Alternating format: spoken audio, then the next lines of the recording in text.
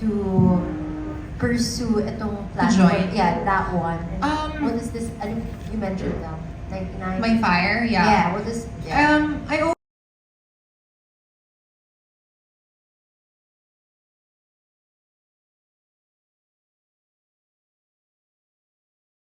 always wanted to represent the Philippines in a global platform or a global stage. It's just sad that before, of course I'm not sad because it's still a blessing. Everything that happened to me is a blessing.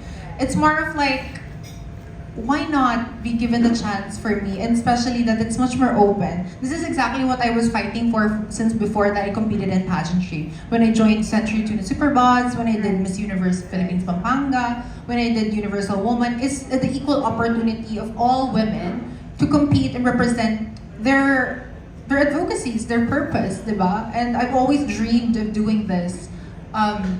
Beyond imagination. And finally, I'm doing the impossible and making it possible. So that's just for me the best thing that I can do. And given the chance that ALV chose me for this to represent him, the management, now Viva, you know, it's a big pride to just represent all of you. I'm not representing just management, but all of you, all of the fans, all of the supporters. This is for you. And it's just an honor and a pride, and I don't want to waste that chance. And sabi nga nila, strike when the iron is hot. Yes, of course. So I took the iron and I use this as my torch now. And finally, by a couple of weeks, I'll be screaming the Philippines. Thank you. I love it. By the way, ang ganda mo. Thank you. Last na lang, can you just share what preparations specific, or if anything you can Sure. Of course, my speech is one, public speaking. Being a part of the TED International organization, I am really strong with my public speaking, but I want to be relevant. Kasi importante when you do pageantry is you're not just speaking because you wanted to impose or say something. It's important that you listen to your audience. You listen to the people and you know what they want to hear from you, and it's more of like a message that would inspire them to do better. So that's one, and GI All-Stars is all about that as well.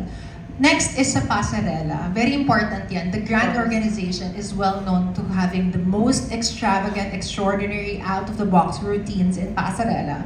So I was training since December with my trainers, with my team. And then, of course, ALV is actually parang designer and stylist ko na nga eh.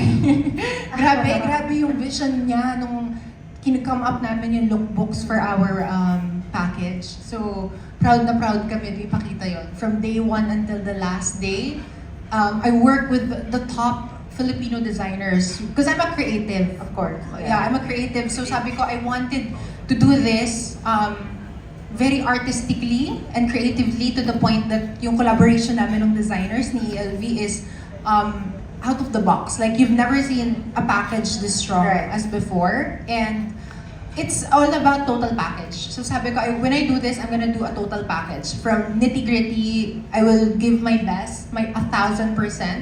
And yeah, well, I hope to make you proud. Yun lang. Thank you. Hakikit ka namin. Thank you. Please vote.